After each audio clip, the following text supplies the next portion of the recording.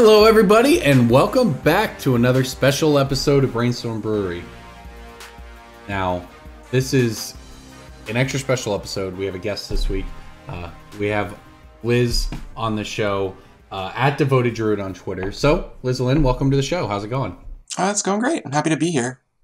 Yeah, why don't you go ahead and just take a second and introduce yourself to everyone listening. What's your story? Where are you from? What do you do in Magic? I'm from Northern Virginia, specifically Fairfax area. I've been a full-time Magic vendor for a couple years now. Recently I started grinding the SCG tournaments because they're really good value and they're all close by if you live in the East Coast. You started grinding them as a player or as a vendor? As a player, yeah. For a long time I was just like, I'd show up to events occasionally, do a little bit of trading, and then that's it. But I decided to take a break from vending because it was kind of wearing on me, and playing some tournaments. And then I won the Open in Baltimore, and it gave me the fire again to start just playing every tournament. Because I think I'm playing 6 tournaments this month, and then like 0 next month, and like 5 the month after or something. Rough. Oh geez, which is harder throughout the day, vending a show or playing deep into an Open? Definitely vending. So when you play in an Open, you interact with 9 people on day 1 that you don't absolutely have to, and on day 2 you interact with between 6 and 9, right? Depending on whether or not you top 8. When you're vending, you interact with like 30 or 40 people that you may or may not want to talk to. Right. And, like, I like people for the most part, but sometimes when you're vending, you don't always like the people you're talking to, and it wears on you after a long day. And you're also responsible for engaging with them more deeply than you are required to for a game. If you want to make money, then you are required to socialize. You have to be friendly and so on. Yeah, it's kind of like the always-on mentality that I think a lot of vendors talk about, where when you're a Magic vendor full-time, you just have to always be on. But when you're playing, you turn on for like the 2 minutes before the game to seem friendly and not be an asshole. And then you play your match, you bash them, and then you are friendly to them as they walk away sad with no match points, and then you can just put headphones in. Yeah, you're right. This is something that it's kind of a thing on coverage too. And I specifically, I don't know how someone like Marshall or Luis are able to get through a show, because they're on while they're working and they're on camera, and then during their breaks, they're spending it interacting with fans and signing stuff the entire time, and it's just like, man, you were on for 12 hours today, and you're going to get up and do it again tomorrow with no break. That's rough. It beats working. That is true. I guess. I'll put in a 13 or 14-hour day, and in some ways, I think it's easier than people who have to be on camera for 7. As somebody who went from working for a living to being creative full time, it definitely beats working. Also, stand up is the only job where you can work half hour a night and call it a job. So that's good too, right? I was thinking of counter examples, but you're right. They probably are probably all required by the hour. So 30 minutes is, you're right, that is the shortest. But then you have to network, and that's the part I'm not always good at. Yeah, well, all right. So we're going to talk about a lot of stuff today. We've got all your normal stuff. We've got a big Legacy talk. Liz, obviously a big Legacy expert, and has some, let's say, hot takes on the format. So before we get to that, let's go ahead and knock out Breaking Bulk for the week. Breaking Bulk time. Breaking Bulk time. Break. Oh, yeah, Breaking Bulk. There's so much good stuff. It's a pick. Breaking Bulk. The end. I have Who wants to go first? 2 rares from Return to Ravnica, and they're EDH goodies that were bulk rares for a very long time, and just yesterday I learned were not bulk rares. Just yesterday? Correct. You learned we're not bulk rares. So it's not going to be like... They might have been bulk rares for... They might have been like $1 or $2 for a while, but I actually had no inclination to look them up because I've just never been asked for them or cared or shown them any sort of... Alright, so I assume it's something more complicated than... I'm the one typing right now. Oh, so crud! I forgot the card. If you know the It's too early. Grave Betrayal. It's not Grave Betrayal. Grave Betrayal was... Is it Niv Magus Elemental? Because those are in my box. So I'm actually looking at the graph right now. It was a bulk rare toward the end of 2016, and then it started its slow climb up to $2. This is card number 1. The other, first one I'm referring to is like $2, and then the second one is only like $1 or so, $1.50. But they both started their climb. Oh no, sorry, it is not from Return to Ravnica. They are from Gatecrash. Oh, you son of a bitch! Yep, that's my bad. That is how little I have cared about these cards. Is that I didn't even know the set, and that's Gatecrash non-mythics. Gatecrash. Is one of them the rat guy? Wait, what color are Ogre Slumlord? It is a good guess, but no. That's a good guess. What are the one colors? Is blue, one is black. I feel like you have to tell us this. And it's not Ogre Slumlord. Ogre Slumlord was a real good guess. Slumlord's real good in I love that. I played that card in Savra for forever, and I was always a champion of it. But it is not either of those. Yeah, they both spiked. One of them spiked slow climbed toward 2017. The other one just started coming up in 2018. Yep. They're monocolored? Yep. What? You said they're rare? Are they primordials? Diluvian and Sepulchral? Is it the white one and blue the and black? one? So. No, he said blue and black. Yes. Blue. Diluvian blue Primordial black, is yeah. $1.75 market value. The black one is over $2. Yeah, Sepulchral. Say Sepulchral. He got it right. He got it right.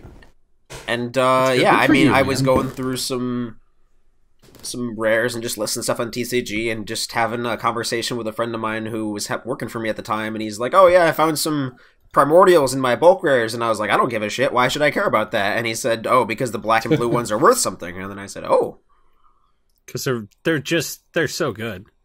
I bought who was it? It was Mike Lanigan from QS back in the day. We were both like, I think we just buy these.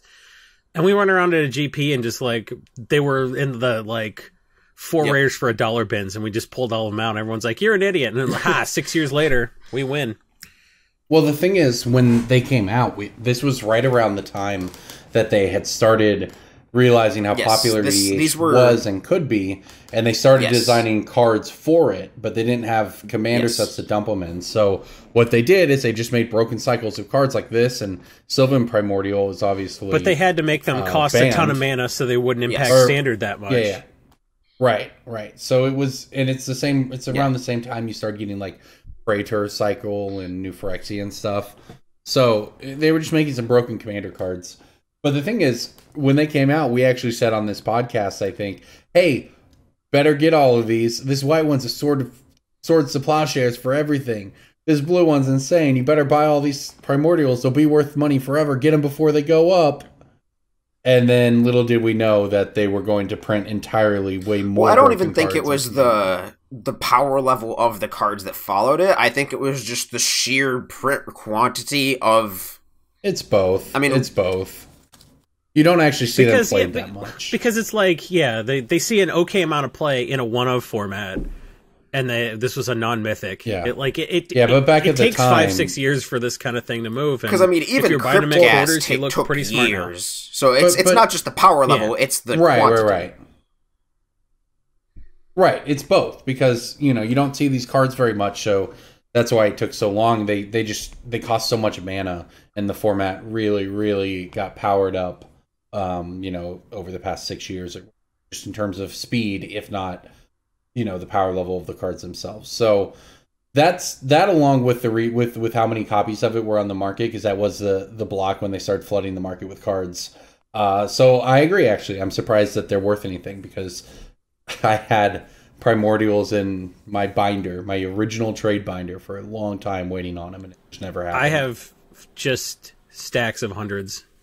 And I don't know. I maybe just get out of the blue and black ones now to get a couple bucks. And Molten, definitely. Molten is better than its price says, but it's a hard There's sell. So much People to compete within that slot. See it as it's Insurrection mana. If you're paying Insurrection mana, just play Insurrection.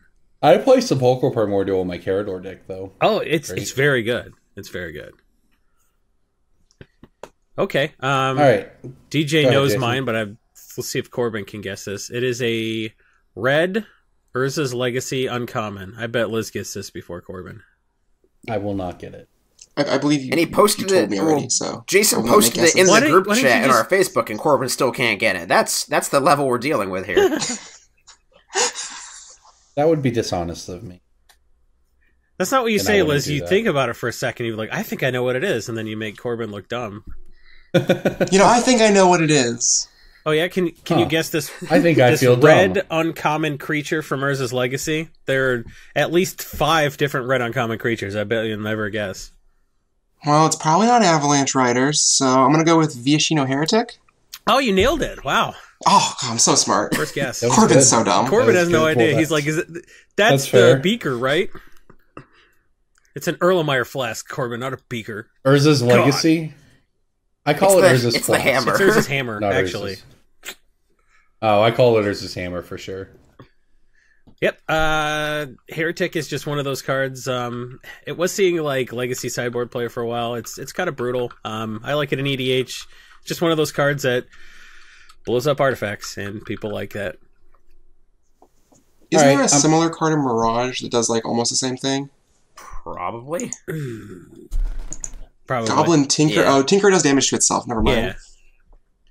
Yeah. And Mox Monkey, you have to pay based on the casting cost of the artifact, whereas this just blows something up. And then Gorilla Shaman's Great and Popper. I mean, I've got a recent one here that might serve more as a PSA than a good one for the game, but in Ixalan Blue Entranced Rare. Memory or Entrancing Memory or whatever. Yeah, it's Entrancing Melody. yeah, that so went for way up. everyone- That's not, I mean, yeah, I guess if you Yeah, still have those for in everyone who bulk. doesn't know, it's still in bulk. I mean, we have them in bulk at the store. I had to go pull them. It's definitely a card that people have in bulk, 100%. Well, I think Because- people seeing Autumn Burchett just wreck people with that card on camera brought some attention to it, right? Yeah, absolutely. I mean, the card has spiked. I'm not acting like, it's something you should go buy to make money on. What I'm saying is you probably have these in bulk if you drafted Ixalan or your store did or whatever, because when Ixalan came out, it was not very popular in terms after the first couple weeks. Why and is they Arena's weren't good in ranked standard, which is why now draft rivals of Ixalan? DJ's The tilted. format's garbage. They got to keep it mixed up. They got to mix it up, man. It is pretty bad, actually. I played it a lot. I wasted a lot of gems on it, and I was like, why do I always do so much better in Ravnica Allegiance than Ixalan? I feel like I know what I'm doing. Why am I so bad at this game? I better keep trying. And I think the answer is maybe I'm not, significantly worse. Maybe the format just sucks. Lots of high variance games because all the decks are synergy based. But anyway, so yeah, Entrancing Melody, definitely check your bulk for it. All right, Liz, did you want to jump in on this game, or do you prefer not to? If you don't have anything ready. I don't have anything for that one, but I do have a pick of the week if we get to that. Okay, awesome, we will. I like how so you let's said go if. ahead. It's like, if Corbin doesn't completely derail this podcast in the next 40 minutes, I do have a pick of the week if we ever get there. I'm playing to my outs here. Well, speaking of that, you I believe that you tweeted, and I guess this is still true.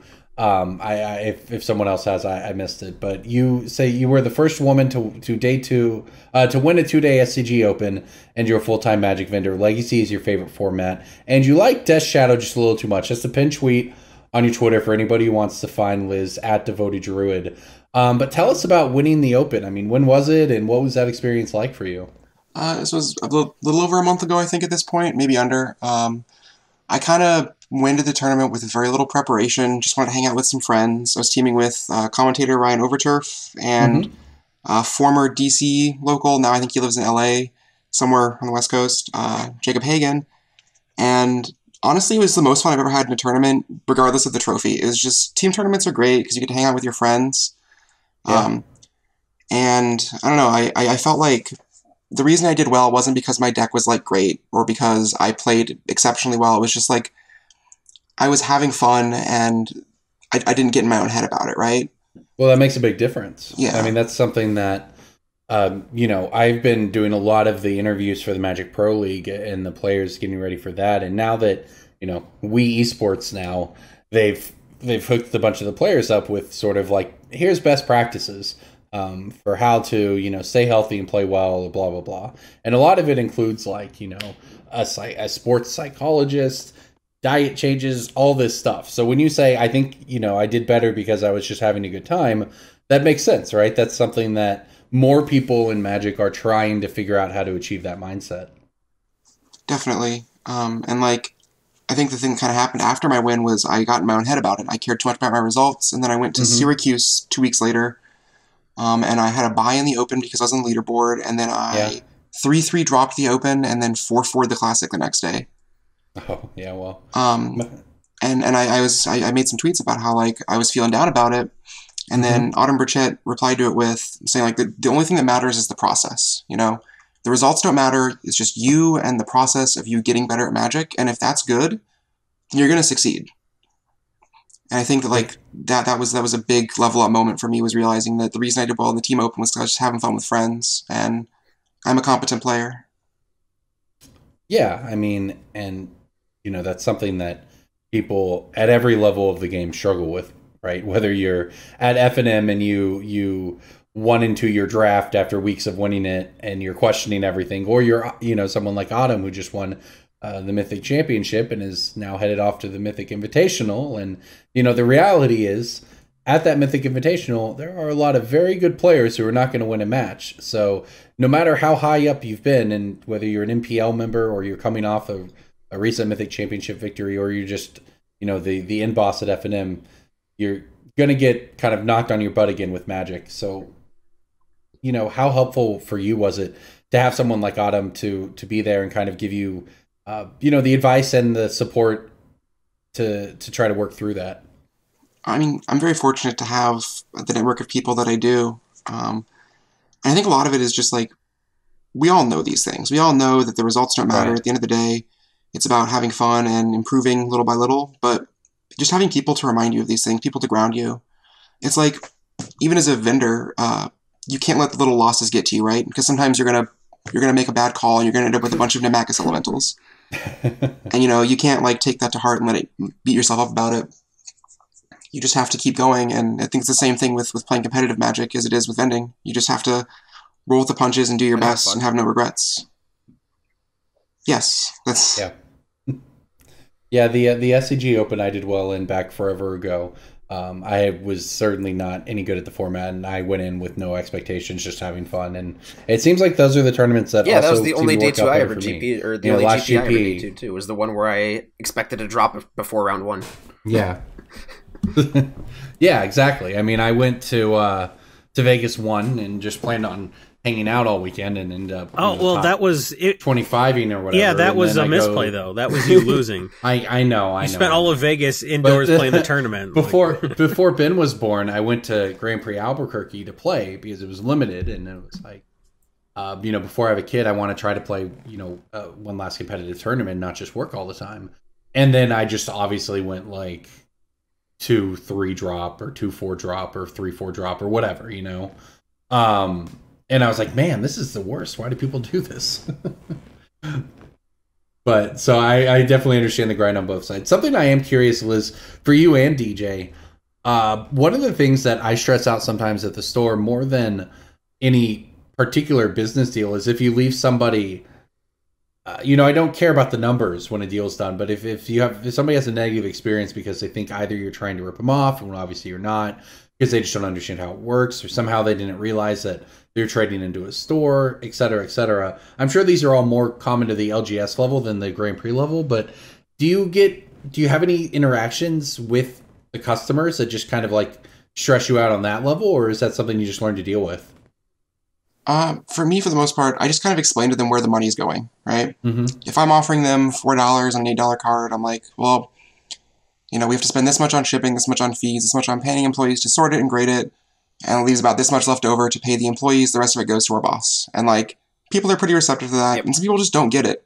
And if people don't get it, you just kind of got to let them not get it. One of the things that I've learned probably in the last 6 months, and I should have learned sooner, is that some customers just aren't going to work with you. Like, you just have to fire customers sometimes. And part of being a buyer is doing emotional labor for people because they're giving up their collectibles they care a lot about for less money than they're worth. And you have to be nice to them, explain it to them in the kindest terms possible. And if they're not willing to work with you, just be willing to say, like, we're done here.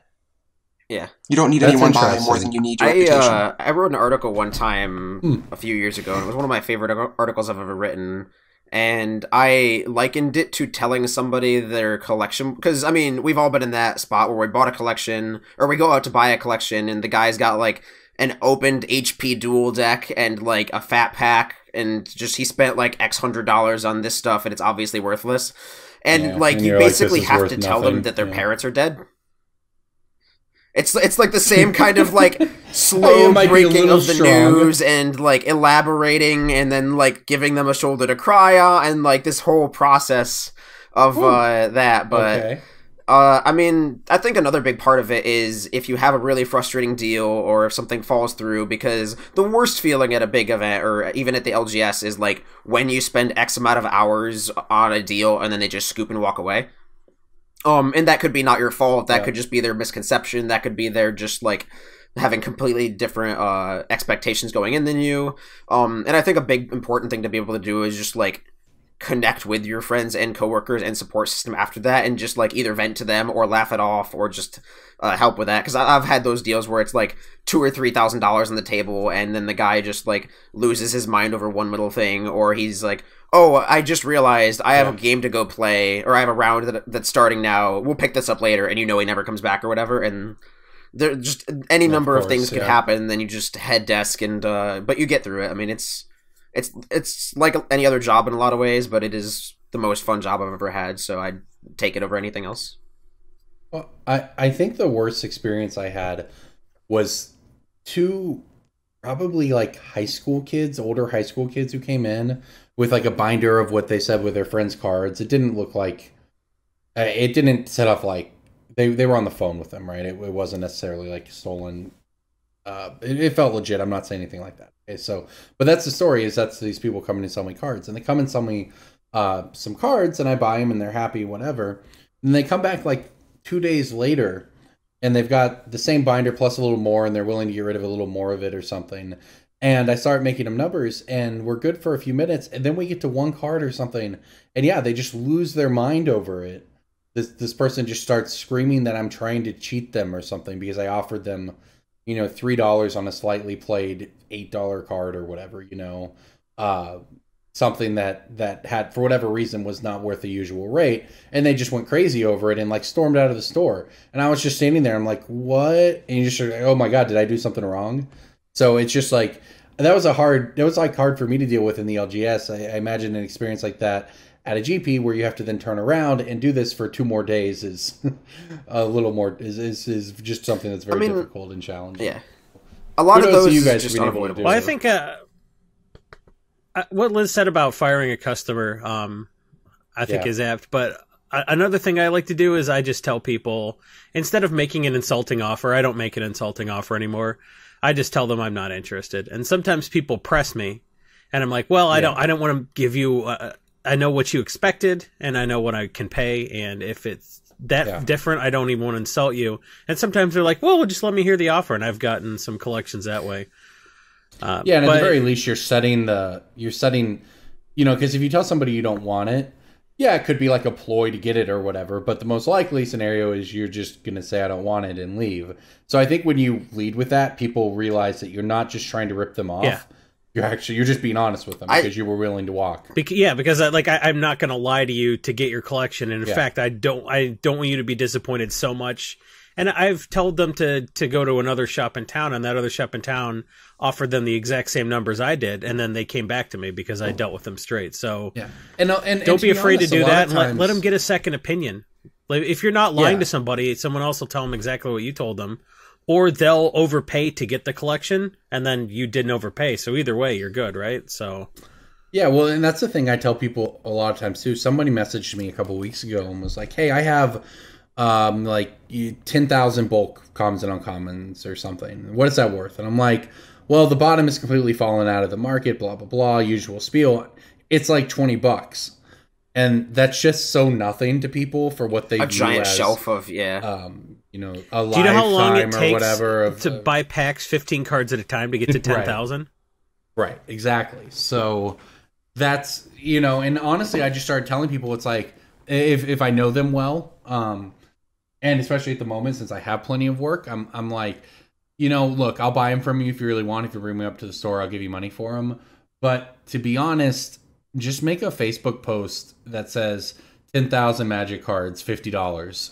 Somebody's new to the game is going to be like, that's a great deal, or because they just want to build their own collection, and you'll make way more than you will just bulking them out to me. That's what I usually do for people when it's like, I really am not trying to mess around with it. In my experience, though, at the GP booth, with the person who brings me something that I cannot offer them a good number on, it is incredibly frustrating, because there's a lot of cards that most vendors don't want, right? Like, Foil Hydroid Crisis the week of release or whatever. Nobody wants it. Right. There's no reason for me to buy that card, especially not after that person looked it up on TCG, saw one number that said $75, and they're like, nice, gonna get 50.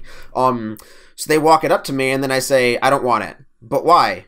I do not want it. It's not going to sell. But give me your number. I can tell you right now, you're going to walk away, and my number's not going to be great. But give me your number. Same buy price as the regular one. Like, even less even, like 15. Oh, well, that's not good. And then they walk away. It's like, I told you that I'm not interested. So this is the part where you walk away and save both of us time. How does that sound? DJ's just an ass. I mean, I think setting the dynamic for a buy is really important. Like, when someone comes up to you to sell you cards, like, they need to know that you are in a position of power. Like, you don't need their cards. But also that, like, you're not going to, like, rip them off. So that's kind of why, like, transparency, setting the dynamic, and being willing to fire people you don't want to talk to, who, like, aren't going to make business reasonable for you. Or, like, that's the three pillars of a good buy. Competitive slot in that seat they're sitting in that a lot of other people can all, like, there's people waiting in line a lot of the time. Like, that seat is very valuable that they're sitting in. And so a lot of the time, if they have a binder, binders are the worst, by the way. A little aside, picking through binders is awful. If you are looking to actively sell a bunch of cards to a vendor, please de-sleeve them and take them out of unsleeve them.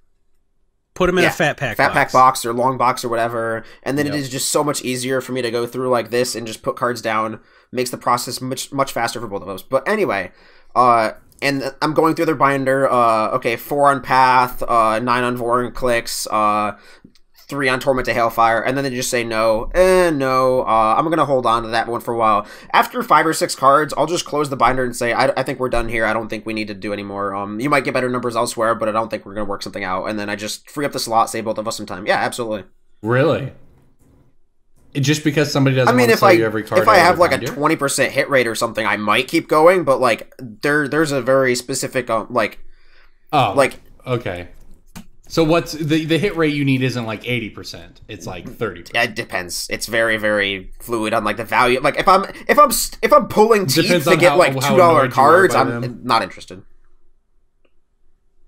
Yeah. Well, if there's no line, exactly. Maybe, if there's absolutely. A line, get out of my chair. If it's a dead GP, like Liz, like your experience, Portland or whatever was dead, so I just had to dredge through and sit through with miserable binders and stuff like that. But something like Jersey, I was just like, nope, please leave. Now, but for most of our listeners, you're not going to be vending a GP. You're going to be buying collections on Craigslist, and that dynamic is different. You're going to meet with somebody. You're going to be sitting there at the Burger King or whatever with your playmat out, and you don't fire them. You do what you can, and if they're only willing to sell you 20% of the cards, that's fine. So I think it's a little bit of a different dynamic when you're meeting with somebody one-on-one. Of course. And there's less emotional labor because you're only just dealing with the one person. And don't be afraid to not buy the stuff if they want too much money. I've driven somewhere and met somebody to discuss a collection that we talked about beforehand, and I've left empty-handed. Don't be afraid to do that because there are a lot of people playing Magic. More people play Magic the Gathering than played World of Warcraft at its peak. Sunk cost fallacy is a real thing. Do not fall for it.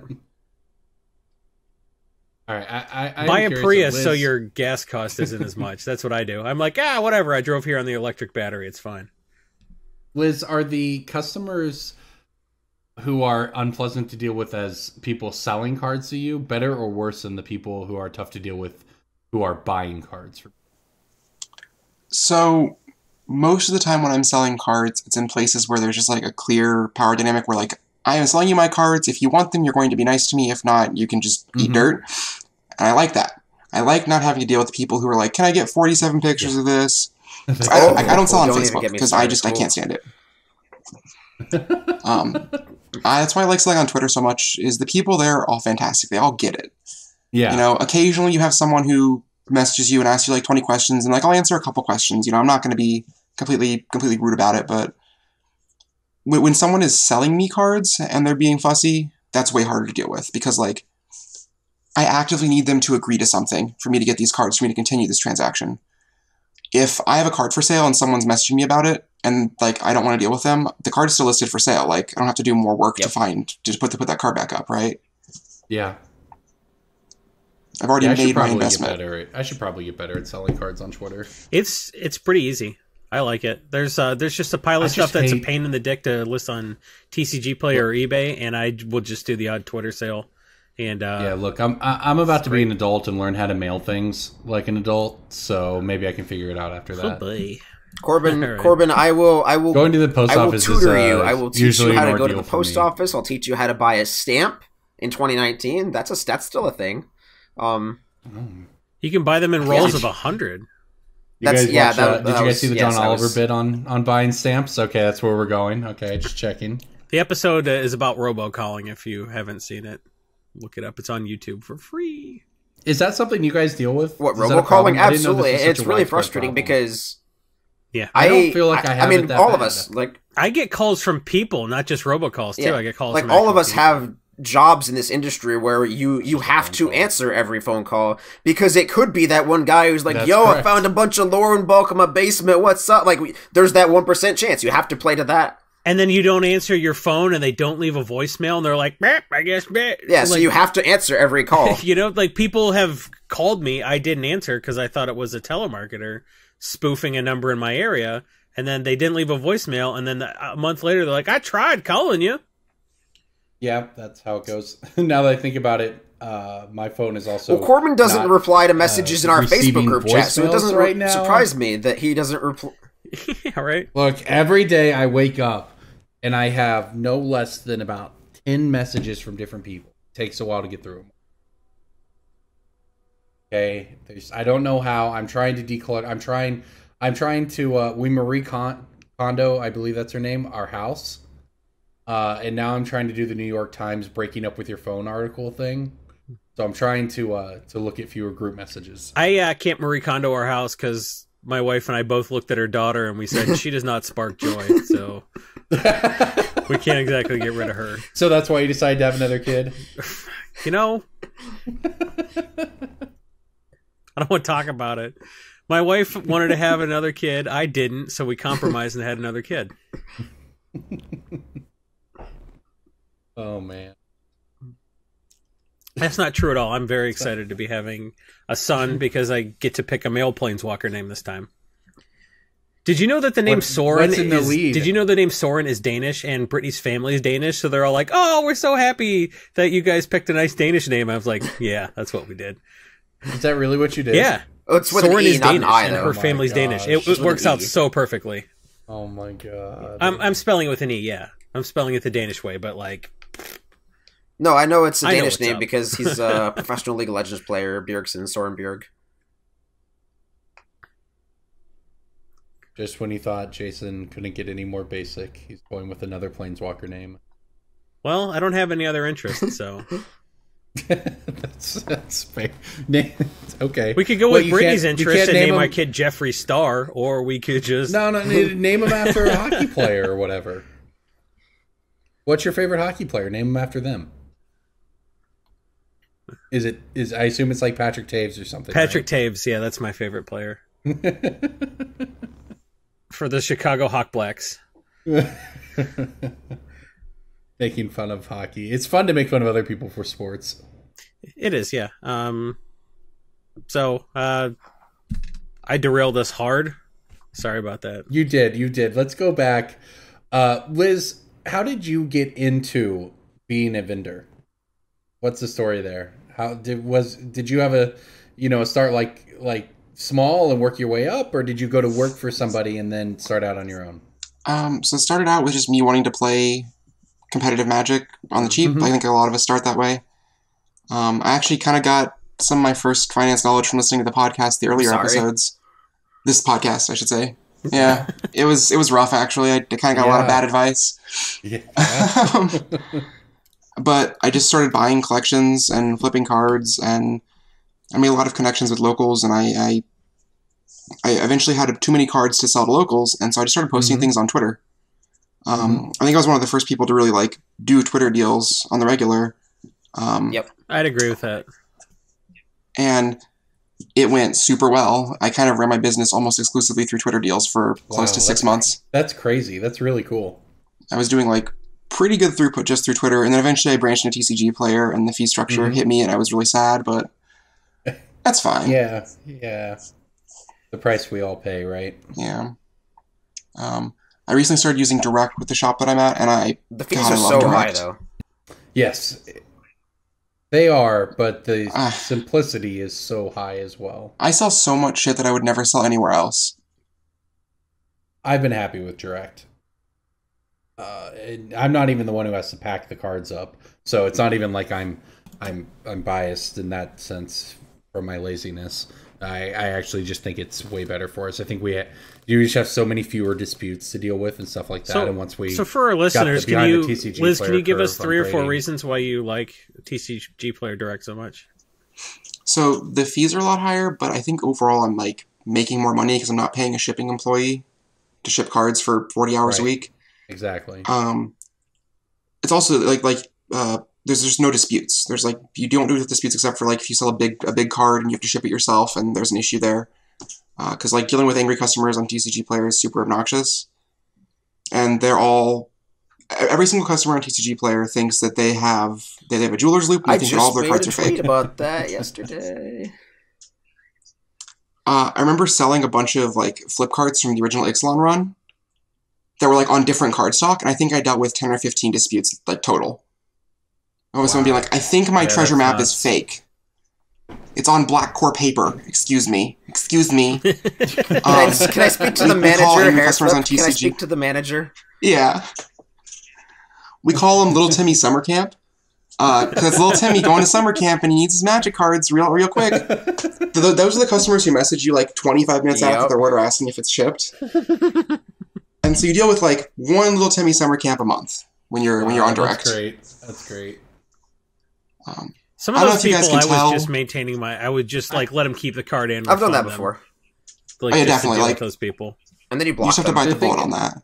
One of the other things with Direct is that the prices are higher. You'll sell cards for more. Maybe not a ton more. Maybe, it's not maybe it doesn't offset the fees, but it is a 0% more. And then when you add in the other benefits, that's what you're paying for. Now, how does Direct differ exactly? I know, TCG but I'm like Socratically, I'm asking. Yeah. So TCGPlayer will. I wasn't asking you, Corbin. So TCGPlayer Direct is a system Somebody where else take the explanation. I wasn't asking you, DJ. Would you like the guest to do this? I mean, ideally, I thought that's why we had you on the podcast, Corbin and DJ. I'm down. So TCGPlayer themselves ships the cards for you to the individual customers, and then I think twice a week or something, you gather up all the cards in your store and send them to TCGPlayer and reimburse them for the cards they shipped for you. So you ship like 2 to 3 packages a week instead of like 400 or 500 every couple of days. That's the biggest difference. You can charge a little bit higher because Direct is, a lot of people just click to filter to Direct because they get their orders faster and can get them all from the same place. The fees are substantially higher, but the cost of labor for a shipping employee like super offsets that pretty easily, and you don't pay shipping costs, you just pay fees in TCGPlayer. Now, what volume would you say where it starts to go beyond breaking even and skew towards TCGPlayer Direct being good? If someone's selling maybe 20 sales a week, do you think they should not be Direct? Definitely not. Okay.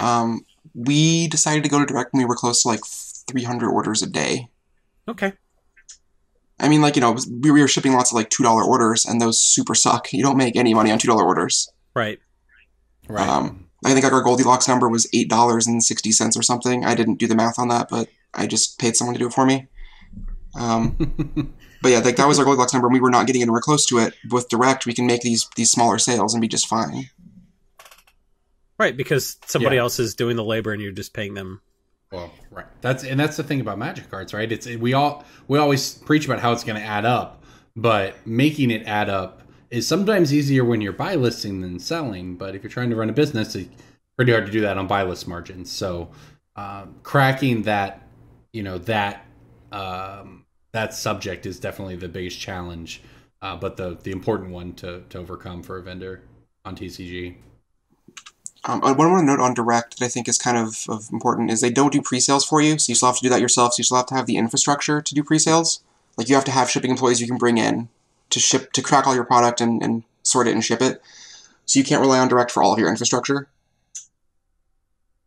Right, but it does make it surprisingly easy for a store with not very many people actually running it to scale up, which is kind of what it offers you on a different level. If you can't afford to hire somebody to run a bunch of envelopes for you every week, or you can't, don't have the time to do it yourself, Direct is what allows you to actually run still a fairly sizable Magic business out of your home or whatever you want, while not just eating all of your free time. So let's change tracks slightly here, Liz. We promised a hot take about Legacy. Do you want to tell us what it is? Yeah, so I adore Legacy. I think it's a very fun format, but I think it's really bad right now. That was started off with a cool take there, but it warmed up quickly. Yeah, it's very much like Modern feels sometimes, where it's all about the threats and the sideboard cards. Like, I was having a conversation with Harlan Fear on the way up to Syracuse on like our 14-hour hell drive. Where he's saying like, yeah, I'm playing Dazes in my Jace the Mind Sculptor Wasteland deck because I want to be able to force through my threats. Like, you want to play True Nemesis, Stoneforge Mystic, Jace the Mind Sculptor, a bunch of really mana-hungry cards in a deck with Daze, because, like, you have to be more proactive with your threats. You have to be able to play your 4-mana card and then protect it without a Force Will. Yeah. Because it's just so important to, like, stick the last threat. Right now, a lot of games kind of come down to, like, Thoughtseize you, him you, Thoughtseize you, force your one threat. Yeah. You peel a True Nemesis, and the True Nemesis just carries the game. Mm-hmm. And then sideboard cards matter a lot because there's, like, these prison decks that are getting popular with, like, Blood Moon Stompy Prison and Eldrazi Post Prison. I think the problem right now is, like, there's only a couple of strategies that can actually do well in Legacy. And it's always sort of been the case, but I feel like it's been exacerbated by really powerful threats being printed. Yeah, I mean, what threats in specific do you think have been problematic for the format? True Nemesis, I think, is a pretty egregious card. I think a lot of Legacy players agree with me on that. Yeah, that one definitely requires you to warp your sideboard for your main deck. I think people figured out that, like, Bitter Blossom was good again. Bitter Blossom, Leon of the Last Hope, just, like, things you can Thoughtseize them once, stick this threat, and the threat carries for the whole game. Stoneforge Mystic's good again, I think, for that reason, because it's both card advantage, a 2-mana play, and it is a threat that your opponent has to deal with or they lose. That's interesting, because Stoneforge Mystic, for a long while, kind of fell off. Is Death Shadow still a thing in Legacy? Yeah, I think the deck is fairly good. The problem I have with Death Shadow is right now my litmus test for a Legacy deck that I want to play is something that plays 2 to 3 basic lands, 1-mana threats, and Force of Will. Like, those are my 3 kind of things that I want a Legacy deck to have right now. So you're playing Delver? I'm playing Delver of Secret still. I wrote an article for SCG where I said that I think Delver is bad, and I've kind of backpedaled on that a little bit because I didn't realize how much not having Delver impacted your combo matchups and your prison matchups. Right. Being able to sneak in a threat before Chalice is super important. Does that work on the draw too? It doesn't work as well on the draw, sometimes. But yeah, you have forces. What about Terramander? Is Terramander the new Delver? Terramander is great. I actually think... So I had this realization recently that, like, one of the reasons why Delver of Secrets, True Nemesis, Baleful Strix, Shardless Agent, and Delver of Secrets are just, like, all such busted cards is because they're blue. They let you... They do push to Force Will, and that's the joke, right? But I was building Nick Fit lists with my wife a while back. Don't judge me. And we realized the only blue cards we actually wanted. Cool. Yeah, that's cool. The only blue cards we wanted to play were Ponder, Brainstorm, Baleful Strix, and Force of Will. Everything else was, like, pretty bad. Like, Jace was fine, so we played a couple Jaces, and we had to get to the 22 blue cards for Force of Will. Like that's the heuristic. And like we weren't playing enough blue threats. We were playing a bunch of crappy green creatures. So we couldn't get to the blue card count for Force of Will. Like this is after they banned Probe. Because Probe made it super easy. And, ever since then, like, I built Grixis Control to test it for a while, and you're playing 22 to 23 blue cards in that list, and, like, you have to find room for a couple extra blue cards. Like, you're playing your 4 Strixes, your 3 Snapcasters, your 8 Cantrips, your Jaces, your Forces, and you have to, like, weasel in another blue card or two. And, like, you're not excited about playing them, but you just have to make the card Force of Will functional, because if you don't, you just lose a Chalice of the Void on turn 1 sometimes, or Blood Moon on turn 1. You're right, unfortunately, and I think peak New Horizons, which is like Horizons variants, Knight of the Reliquary decks are what I want to be doing in Legacy. The peak of that was when you were running, like, somebody revolutionized the deck by cutting Force of Will and running for, oh shit, what's that 1-mana counterspell? The counters a 1-mana card. The Misstep? Mental Misstep. They were running 4 Misstep and they cut all their Force of Wills because you didn't need to run a ton of blue cards. So then you could up the amount of white and green stuff you were having and just win those battles with Misstep, and that's when the deck was winning. And like it did well for 2 tournaments, then they banned Misstep in Legacy, and New Horizons fell off as they needed to do. Well, yeah, exactly. But it was exactly what you said. You had to cut down on your green and white stuff so much to make Force of Will a playable card again that like it wasn't worth it. So, Liz, what do you think is going to happen to Legacy from here? I mean, we had the Deathrite banning, Death Shadow was the breakout deck at Pro Tour 25, and then now we're at where we're at is it's kind of shifted. I mean, where do things go from here? I think right now Blue-Red Delver with like 3 basic lands and Terramander is very good. I think the Harlan Fear Blue-White Stoneblade list is pretty bad, but he's very good with it. So I just think like we're like kind of in a format where Storm is the best deck if you're good enough to actually play it, because no one's like actually playing things to deal with it anymore. And then, like, these fair blue decks kind of have to be more conservative in their deck construction. You can't just play, 4 Volcanic Island, 3 Underground Seas, whatever, in your Grixis Delver deck anymore. I think you just lose too many games to that. And this is actually a deck-building philosophy I've picked up recently, is if you're playing a 15-round tournament, like a Magic Fest, GP, whatever, or an Open, if you're playing a deck that loses to Wasteland, like if you're playing no basic lands in your deck, you're going to lose about 2 games in the tournament to Wasteland. If you're playing a deck that doesn't play Force of Will, you're going to lose like 2 to 4 games to the card, Tendrils of Agony or Sneak Attack.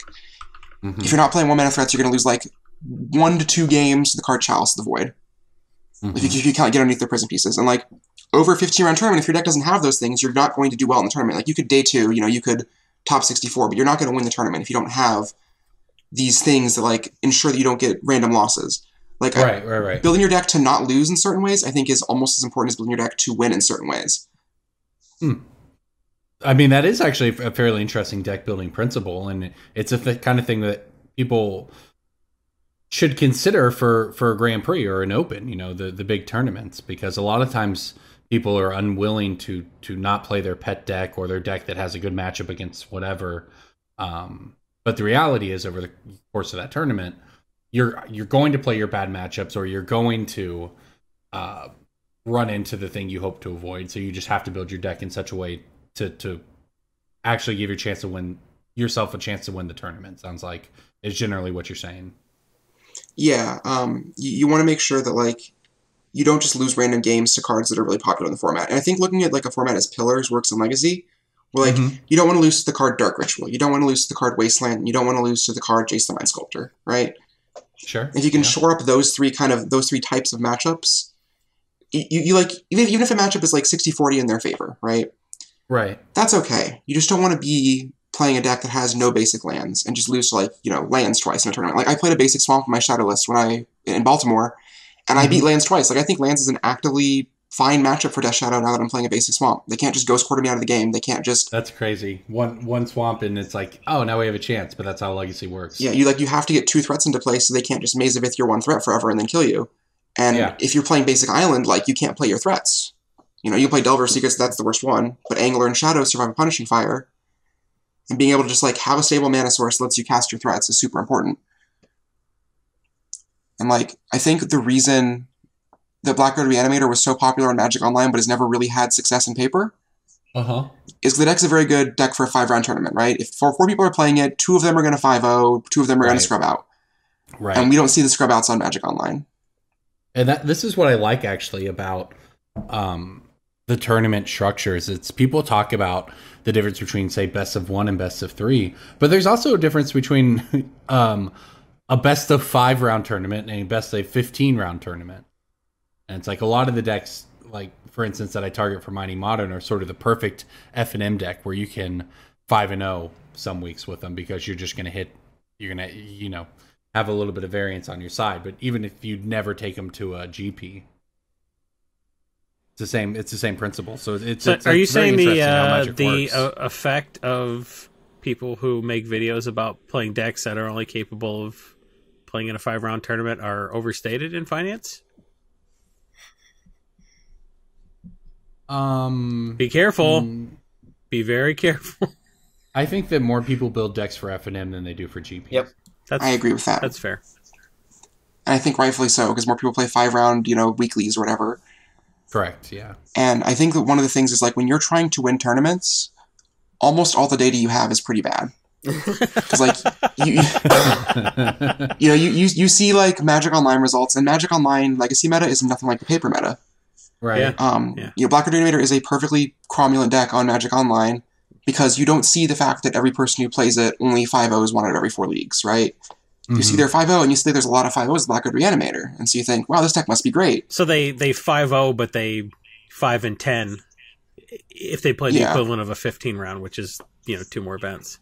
Right, exactly. And, like, some people, I'm not saying, like, the deck is intrinsically bad. I think Black Reanimator is a fine choice. It's just kind of my example of, like, a deck that I think looks better the less you look at it. Yeah. Because, like, I played it at Eternal Weekend, and I played it a ton leading up to it, and I had, like, a pretty reasonable record. But I played, 8 rounds or whatever at Eternal Weekend, and, like, 5 of them were pretty easy. My deck did what it's supposed to do. My matches went, like, how I thought they would. My sideboard plan worked. And then, like, in one of them, I just lost to an opponent who came ready for me. He had, like, 4 Land of the Voids in his sideboard. He had, like, Chalices. He was 4-color loam. And, like, I lost to Sneak and Show, which is, like, my best matchup, because he was just playing, like, 3 Surgicals in his sideboard. And, these are things that I can beat, but I'd rather... It's just obviously harder, yeah. Right, and, like, I think we look at a lot of decks under the microscope of, here's Magic Online events, here's a lot of games played, but in reality, you only get 15 rounds in your tournament, and shoring up the ways you lose randomly, like, playing a deck like Black Reanimator, you just lose to Surgical Extraction sometimes, no matter how good your draw is, no matter how prepared for you are, no matter how... Yeah. And, like, I don't particularly like playing decks like that. I think that they can be fine, but there's a reason they have more success in smaller tournaments than they do in big ones. Right, because you're negating there are some matchups where you have to be completely prepared to win one of the games, and then one of the games is a coin flip, and over a 5-round tournament you'll win more coin flips, or like the effect of the coin flip is smaller. Yeah, I think that's... You look at less data for an individual 15-round tournament, but when you look at the motor results, you're looking at way more matches on the whole. That's a lot of insight. Yeah, this is great. Very rarely do we actually get to talk high-level Magic strategy on the podcast, so that's because we're not known for that. That's correct. We snuck you on here because you have finance chops, and then we tricked all our fans into listening to smart shit about a format they may or may not know anything about. But no, that's good. I really appreciate that. But, like, an example of a deck that I actually started looking at that looked really sweet, and I definitely bought some cards for it I probably shouldn't have, is this Blue-Black Ninjas deck. Because, like, there have been 4 different people who 5-0'd with a deck playing Yuriko as a 4-of. That's really cool. That card is silly. I play EDH. Yuriko deals a lot of goddamn damage. That card is stupid. Autumn Burchett 5-0'd a league with a Yuriko list that was playing no cards that cost more than 2 mana or 3 mana except for Force of Will. Like, you don't even... If Yuriko just says, like, deal 1 to 3 damage to them and draw a card, like, that's probably fine because you're bouncing a Baleful Strix or a Snapcaster Mage or a Spellstutter Sprite. But I looked at this deck and I, said, this seems really good, lots of people are winning with it, and I played it a bunch, and my win percentage wasn't super great with it. And I kind of thought to myself, like, why is that? I think I'm playing fine. Yeah. And it sort of just comes down to, like, I didn't watch this person 2-3 or 4-1, like, 11 leagues before they 5-0'd this, right? Yeah, right. And so, like, I made a purchase based on some sweet 5-0 results. And so I think there's a time to finance here where, like, we see a bunch of incomplete data and we assume it's the whole picture. I would say that is a system working as intended. I see a bunch of 5.0 data, and I was like, everybody else is going to see this 5.0 data and act on this incomplete data. Therefore, I need to get ahead of them and be ready to sell them the cards when they impulse buy them. Look, I know people, and this is without, I don't know how deep we want to get into this here. DJ has to go soon, but this is, Wizards hid the data from people about 5.0s, and it's been this ongoing, basically, Cold War between Wizards of the Coast and Saffron Olive about how much data they release. And he wants more data. And, you know, his side of the argument, and I'm actually not going to make a comment on what's just correct. That's a good idea. One side of the argument is that more data means people can figure things out and adapt, and therefore it will be better. But on the other side, you have what Liz is talking about, where if you want to know the best tournament to go win a 15-round GP, you might think that it's, you know, some sort of Delver deck, and it probably is, but the data doesn't crunch that out because we don't have access to it. You know, we that's what people think, but is that true? We don't actually know because we just don't have the data set available. So, you know, that's the two sides. You're seeing it right here with what Liz is talking about, where all your data to prepare for winning an open is not good data to try to win an open. You know, it's just not, unless you have access to all the day 2 lists and all the conversion rates and everything like that. And you just don't have access to that information. So, I mean, whether we like it or not, this is what Wizards wants. You know, this is the system working as intended for them, where people don't really know what's going on. I think Wizards wants people to kind of have to play Magic. Well, and the thing for the people standard, that are best prepared for the tournament are the people that played the most Magic, right? Yeah, I mean, the thing is, for Standard, though, I get it, right? In Standard, you're on a clock until that format gets solved, and that clock has been getting, you know, shorter and shorter every set release for the past 5 years. They have to try to keep it longer because the business model works. You can't have people burned out on the set in a month or on Standard in a month. It just, the Wizards of the Coast does not exist if they can't fix that.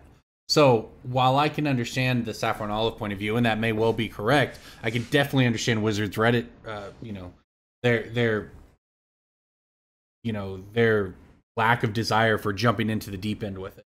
Kind of see both sides there. And one of the effects of that is it turns out winning a Legacy tournament is a very difficult thing to pull off, or to even plan for, which makes it all the more impressive.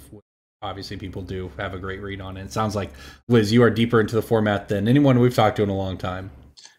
I think I am, at least. Like, I spent a lot of time thinking about it, and I think the system is, like, good. I think it's actually effective at keeping Legacy fresh. Right. I think just, like, we didn't have a tournament for so long, and then all of a sudden we had, like, the Syracuse Open, and a lot of people kind of came with decks that they didn't really know what they were doing with. Like, they didn't have the time or the data to actually come up with good decks, because there wasn't as much work being put into the format. Right. Like, I think when Miracles Top Miracles was, like, the best deck, one of the reasons it was the best deck was because it probably just had, like, more hours put into developing it than any other deck. Right? People, like, realized it was good early on. Well, it's certainly if you count the length of all the games played.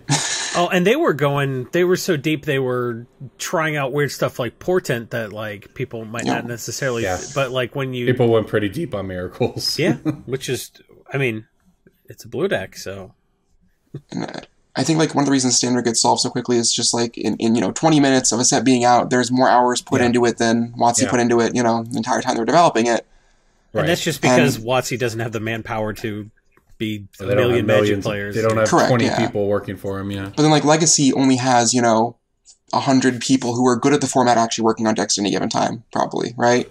Wow, that feels like an absurdly low number, but... and obviously it depends on how you define actually good. But in terms of people who set the metagame and actually, build decks that go on to be part of the metagame, you're probably correct. It might even be fewer. And I mean, like, that number probably goes up substantially when there's a Legacy Open coming up, or, that GP Niagara Falls, whatever, coming up. But because I think... You're not saying only 100 people are good at Legacy. You're saying only 100 people are focusing their energy on that versus doing other stuff.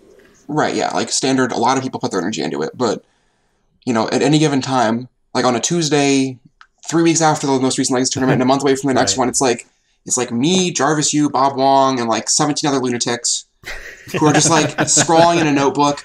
What if we play 3 Cabal therapies? And just like obsessing over the small stuff. It feels like such small changes that when people see results, they're like, oh, this is 93% the same as the last one. It's all the same. Right. And little tiny changes like adding a basic swamp made a huge difference. And that came from like a lot of format insight and like a lot of work. And I think that was like basically your main deck sideboard plan for an entire deck. And it took you hundreds of hours to come to that conclusion. Well, so it didn't take that long for that one because my best friend and roommate has been playing Lance the last 5 years, so I really fucking hate Lance. I hate that deck so much. And I played like 20 or 30 games with him in the matchup, and I just kept losing, and then I added a swamp to my deck, and I kept winning, and it's... Nice, I love it. Okay. There you go. I let spite create innovation sometimes. On the topic of spite innovation, this is as good a time any to transition to our pick of the week segment.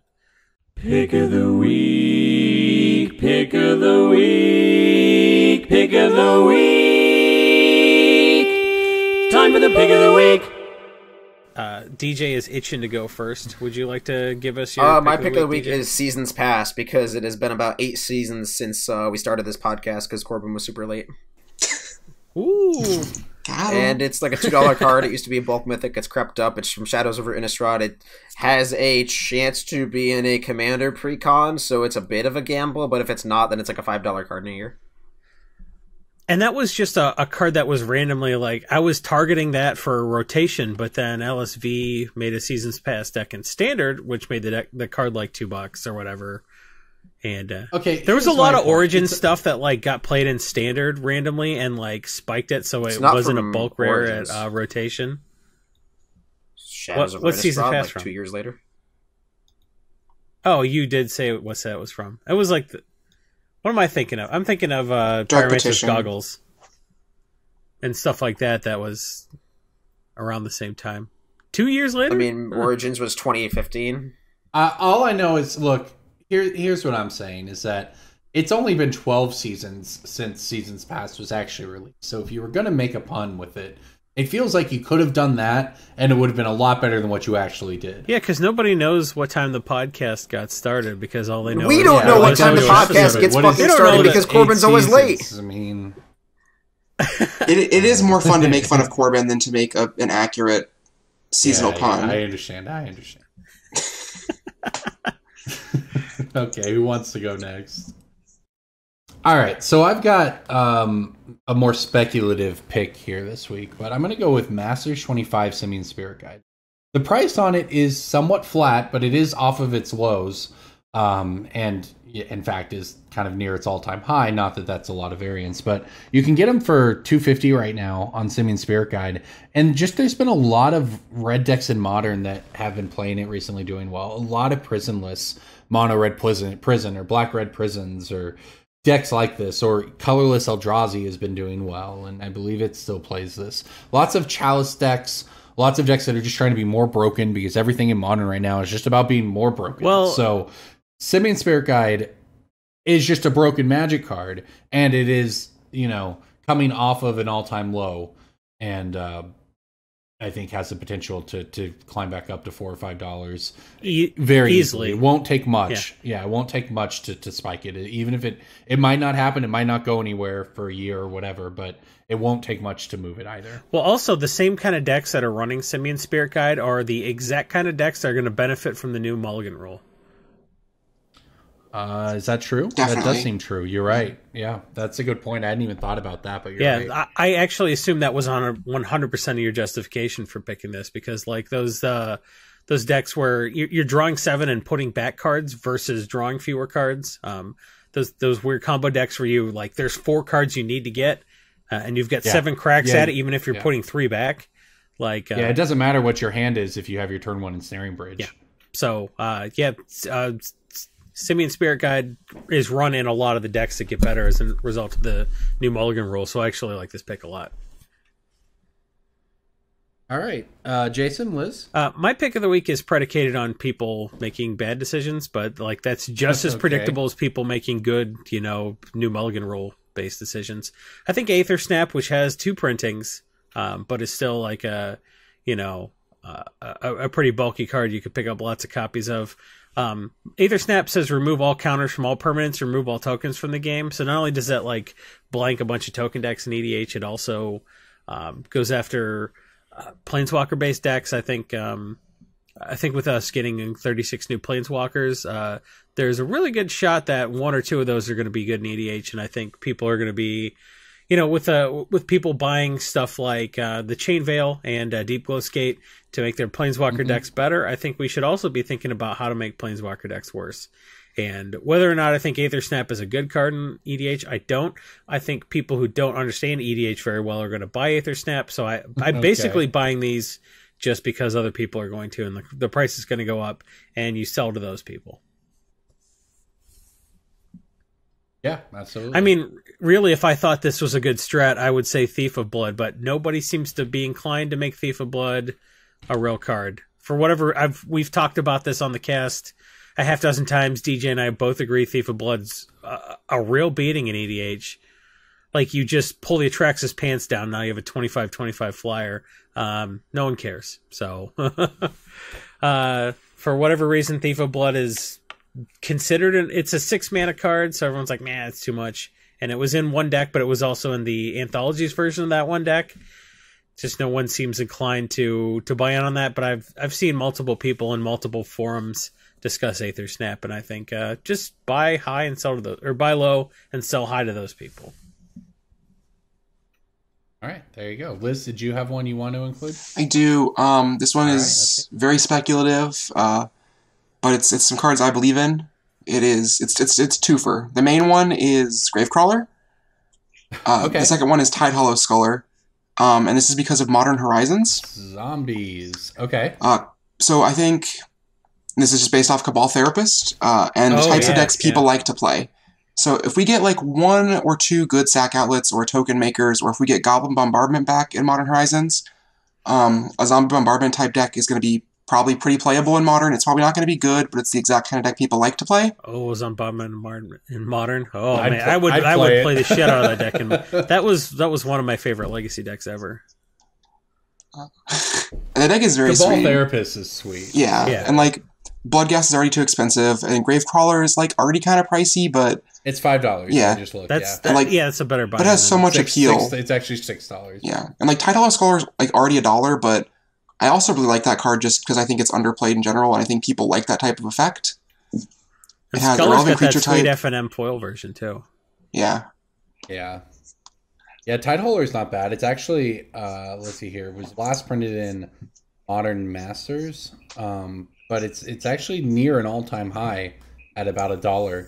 Or it's a lower version. The promo version is only $5. Promo's probably a pretty good grab. Falling a little, but yeah, definitely a solid, safe grab. Do you think the deck gets there without a 0-mana sack outlet, other than Cartel Aristocrats? I think so. I think Carrion Feeder is actually like a prime reprint in Modern Horizons. I think it's a good power level for Modern. It's like one of the best sack outlets you can get, because Bombardment might be too good. I'm not sure. I think it might be. If not too good, it just kind of like it suppresses green creature decks, which already are pretty bad. So maybe Carrion Feeder is the thing you get, and like Carrion Feeder, I think, would be better. Carrion Feeder is a beating. Yeah, Carrion Feeder is really. I mean, good, all you need to do is make it a 5/5, and it's it kills Tarmogoyfs at that point. Well, the problem is it's almost, but it's actually cool. It would be cool in like an Aristocrat style deck. It's most likely to just be a finisher in a combo deck. It could make like a Bubble Hulk deck better potentially, but on the whole, I think like WotC is fine with there being like a busted combo deck that involves a 6-mana creature. Yeah. If they can enable like 2 strategies that involve like Thoughtseize You, then play Tide Hollow Sculler, then play Lingering Souls, just dirtily black-white shit that people love. It's true. I've played a lot of those decks, and they are actually pretty fun. Yeah, they're a super huge blast, and like I don't know if it's really relevant they're good or not. I just think that like if there's 1 or 2 support cards in Horizons, that Gravecrawler could be pretty good. Also, I think if the format continues, if Modern as a whole continues to warp around graveyard decks, that like you want to be playing the graveyard deck that uses the graveyard the least, right? You don't want to be reliant on your graveyard, you just want to have like synergies. Right. Which is one of the reasons why I think that Gravecrawler decks are pretty powerful on the whole, especially if they get like any new tools, is because you just get to play out of your graveyard half the time, and when you get to play out of your graveyard, like when you get to play with your graveyard, you get to do broken things like several Vengevines on turn 3. Yeah. All right, well, there you go, everybody. Liz, thanks again so much for coming on. Remind people where they can find you on the internet, and all of that good stuff. Plug whatever you'd like here. You can follow me on Twitter at DevotedDruid, and that's really it. Don't talk to me anywhere else. I don't know you. You're not my friends. Well, there you go, everybody. Again, thanks to Liz for coming on. Bye to DJ, who had to leave early. But everybody, thank you for listening. This is Brainstorm Brewery. DJ Brewery. had to leave on time. You came late. Well, yeah, semantics. I don't need any. Get that out of here, man. All right, everybody. Thank you for listening. This is Brainstorm Brewery. We'll see you next week. Bye to DJ, who had to leave 2 hours after the posted start time.